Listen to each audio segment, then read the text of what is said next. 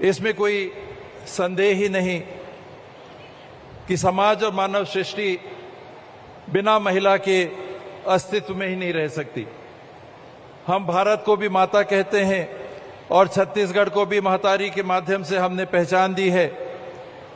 आज विज्ञान भी हमें यही बताता है कि विश्व के हर मानव में, महिला हो चाहे पुरुष हो,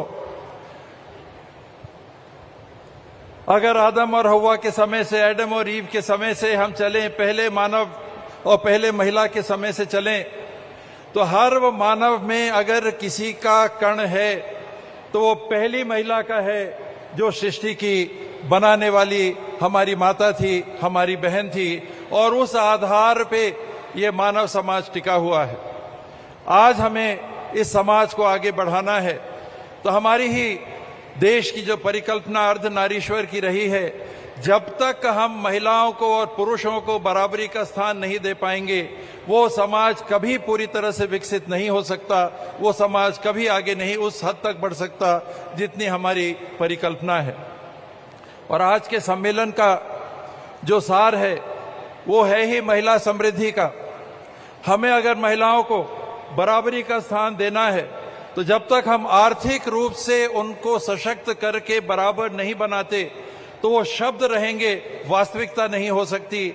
और उस वास्तविकता को पूरा करने के लिए कांग्रेस पार्टी के माध्यम से, राजीव जी के समय से और उसके पहले से भी, और बाद में सोनिया जी ने जिस तरह से आरक्षण को लेके, नौकरियों में स्थान को लेके आरक्षण को लागू किया, आज छत्तीसगढ़ में अगर जनप्रतिनिधित्व है तो पंचायतों में और नगरीय निकायों में आरक्षण आधा है, लेकिन महिलाओं की उपस्थिति आधे से ज्यादा है। चाहे वो पंच हो, चाहे वो जनपद के सदस्य हो, चाहे वो जिले के सदस्य हो, चाहे वो अध्यक्ष हो। सरकारी कामों में आप देखें, 50,000 से ज्यादा आंगनबाड़ी की कार्यकर्ता सहायिका, 70,000 से 73,000 से ज्यादा हमारी मितानिन बहनें, गुरुजन, हमारी टीचर्स हुए, हमारे प्रोफेसर्स हुए, हमारे डॉक्टर्स हुए, हमारे नर्सेस हुए, पुलिस के कर्मी हुए, हर विभाग में महिलाओं को जो स्थान मिल रहा है वो उस दिशा का संकेत है कि हमें उनको आगे ले जाना है, बराबरी का स्थान देना है, तो हमको उनको आर्थिक रूप से समृद्ध बनाना ही होगा। स्व सहायता समूह चलते थे, मैं मानता हूं कि नाम के लिए चलते थे।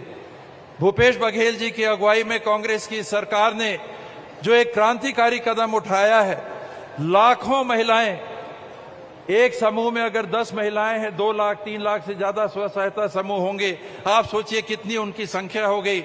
उन महिलाओं को सीधे स्वरोजगार से जोड़ के उनकी आर्थिक स्थिति को सुधारने का जो काम किया है, चाहे वो रीपा के माध्यम से हो, चाहे वन उपज के वैल्यू एडिशन के मामले के माध्यम से हो, चाहे वो तेंदुपत्ता के बढ़े हुए भाव के माध्यम से हो, जिस माध्यम से हो, इस सरकार ने प्रयास किया है कि केवल शब्द नहीं कहे, काम करके ये बताया है कि हमको अगर बराबरी का स्थान देना है तो हमको उनको आर्थिक रूप से भी बराबर बनाना होगा।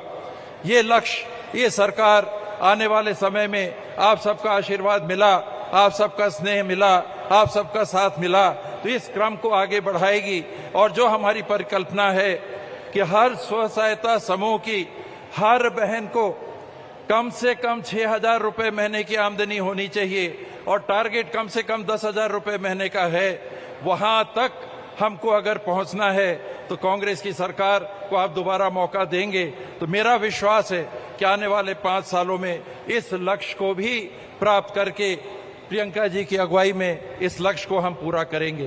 प्रियंका जी ने कहा, मैं लड़की हूं, लड़ सकती हूं। महिलाओं के नाम से जितना इन्होंने ध्यान आकर्षित किया, आत्मबल बढ़ाया और आगे आने की रास्ते को साफ करने का काम किया, उसके साथ वो ये भी कह रही हैं कि मैं लड़ ही नहीं सकती हूं, मैं बढ़ूंगी भी और वो बराबरी का स्थान लूंगी जो मेरा मानव अधिकार है, जिसके लिए मैं हर महीने में हकदार हूं, और उस भविष्य की ओर मिलके हमको चलना है। ये नकली वाला आरक्षण नहीं, जो कह तो दिया 30% आरक्षण लागू होगा 2029 में, कौन देख रहा है 2029? आज क्यों नहीं किया आपने? आज आप कर सकते थे, लेकिन आपके इरादे साफ नहीं हैं। जिनके इरादे साफ हैं उनका साथ आपका मिलता रहेगा तो निसंदेह छत्तीसगढ़ देश में उस लक्ष्य का केंद्र बनेगा जिसे हमको हासिल करना है। आप सभी का बहुत बहुत आभार। आदरणीय प्रियंका जी, आपका गहरा आभार, आपने समय देकर हम सबका मनोबल बढ़ाया। धन्यवाद। जय हिंद, जय छत्तीसगढ़।